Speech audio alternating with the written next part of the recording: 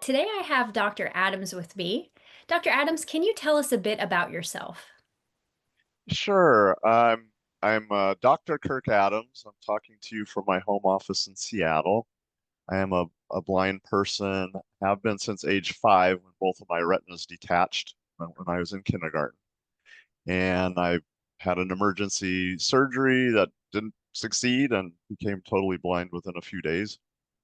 And my parents were told, Kirk can't come back to the public school here in the neighborhood. He needs to go to the school for the blind kids. So um, ended up going to the Oregon State School for the Blind for first, second, and third grade. Had a wonderful teacher, Mrs. Summers, who I cherish her memory because she taught me how to read and write Braille. So I got three things there that research shows are strong predictors of thriving as a blind adult. I got blindness skills. I learned to read and write Braille solidly, travel confidently and gracefully with a long white cane.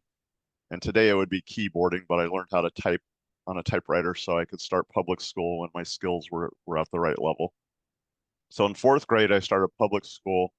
I lived in small rural towns in Oregon and Washington. I was always the only blind kid in the district and actually the only blind student through my undergraduate and my master's and my PhD. So three things I was given as gifts at the School for the Blind were the blindness skills, high expectations. There were about 120 blind kids, and if blindness was your only disability or your only impairment was a visual impairment, you were expected to be at grade level. My parents were both teachers. My father was a high school basketball coach. They didn't want to see anything less than an A on a report card. They later on they expected us to be involved in athletics and school activities, etc. And then the third thing I got was a strong internal locus of control or sense of agency, which means in my bones, as an 8-year-old blind kid, I really felt, I believed that I could accomplish what I wanted to accomplish, solve problems, figure things out, get what I wanted. And that was given to me because the school and my family had me doing developmentally appropriate things. What considerations would you suggest that parents think about when deciding what the best school type is for their child?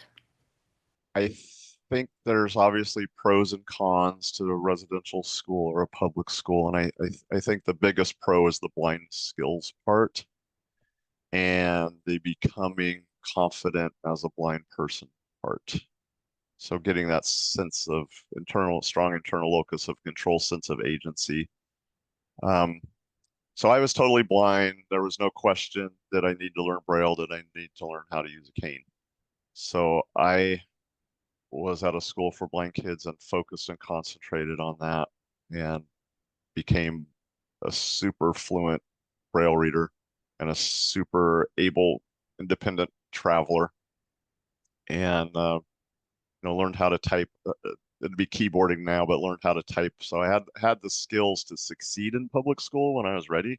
So I did transition into public school in fourth grade.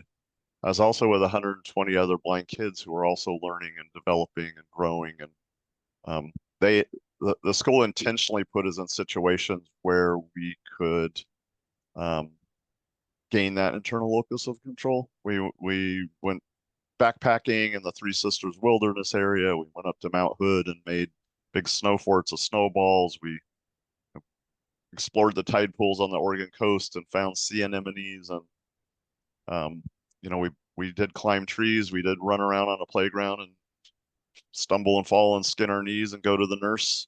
Um, so that those elements were fabulous. And then I think now at the Washington State School for the Blind anyway, kids can kind of dip in and out, which I think is super cool.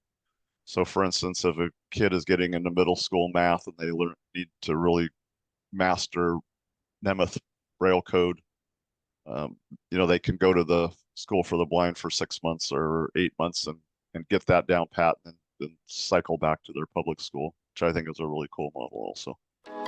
Thank you so much.